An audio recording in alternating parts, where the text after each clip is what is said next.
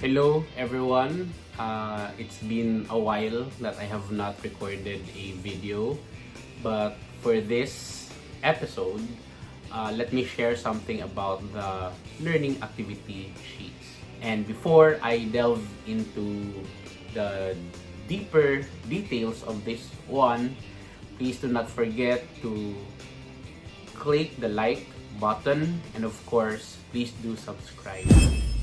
Just this month, November, we already uploaded learning activity sheets for the learning strands except for the LS5, which we are currently working on, but we are confident that within the month we will be able to upload the LS5 learning activity sheets and perhaps upload more learning activity sheets for January, February consumption. This is honestly a work in progress, and in as much as we want to be fast with our editing, with our validation, but considering the setup that we are, in distance mode, and we are not working in face-to-face manner, and therefore you could really expect delays in the process.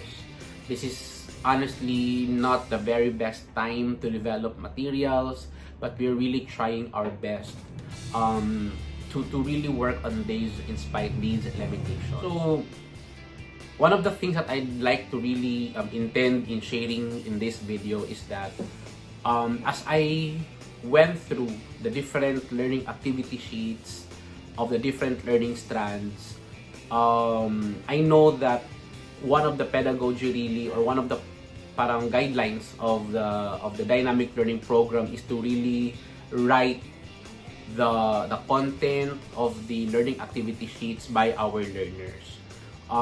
It is really understandable if there's some sort of resistance, or if there's some challenges from our learners, and for sure our mobile teachers and our DALSIs are hearing requests or complaints about writing. It's really expected. The resistance would fade off in the coming months as they become used to, as they become accustomed in the strategy. The rationale behind on why writing is very important is that according to the Bernidos, as backed up with evidences, that writing can really trigger more neural responses, and therefore there's more learning happening, and there is more retention of the concepts. And therefore, when our ALS learners will write it by hand, then therefore there's more learning processes taking place. And I know that some would really request that if they could photocopy it and simply answer directly on their photocopied version of the last, but that would defeat really the purpose. So what we really want to instill on them is for them to really write, so that they could better absorb the content and the concept of the competency that we want to deliver. And of course, this is also behavioral in the process, because this would mean academic stamina and academic discipline. I was kind of reflecting for LS6, because LS6 is about digital citizenship, and majority of the competencies are about the procedural concept, about how to use the computer, how to go through the softwares on the applications.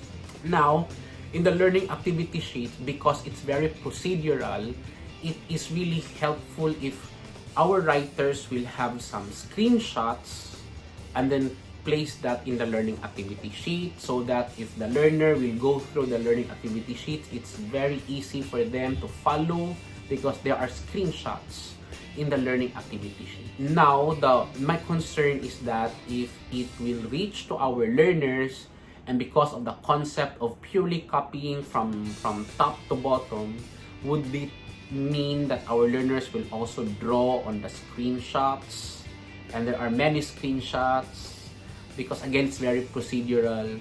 So this is my suggestion. Those screenshots that are found in the learning activity sheets in LS6, this will not be copied by our learners, but all throughout the activity sheets, the texts I mean in the activity sheets, are the ones that will be copied by hand. I don't think that something is compromised in the process, because when our learners write on these activity sheets, they will have to look into the screenshots, they will have to study on the screenshots, and then they will write on the concept, except that they are not really copying the screenshots, because the thinking here is that the screenshots is very difficult to copy. Another concern that I'd like to share to everyone is that we are allocating a certain standard in the number of activity sheets that our learners will be complying per month.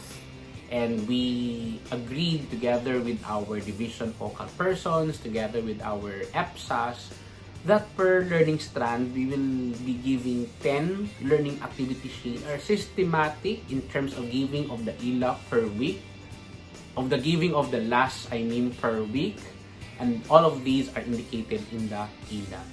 Now, we would like to consider that there are learners who are really fast and there are learners who are not so fast. Now, for the learners who are really fast, perhaps you can suggest our supplemental learning activity sheets. Now, we have supplemental learning activity sheets. This will reinforce the learning of the certain competencies. Not all LS have supplemental learning activity sheets, but we have for LS2, we also have for LS3, and these are the learning strands that would really require mastery. These are, I'm talking about sciences and mathematics. For our slow learners, or to be politically correct siguro, no, for our not so fast learners, what will happen to them if they could not finish the entire 10 per week? Would that mean that we are going to account only the number of activity sheets complied per week? My suggestion for that is that we'll have to adjust to the pacing of our learner. If they could not finish the 10 activity sheets per week, then that would mean they will have to finish it in another month or in another week until all the learning activity sheets will be finished. So again, this is part of the adjustment that we need to understand because of this pandemic. And of course, we consider the differences among our learners.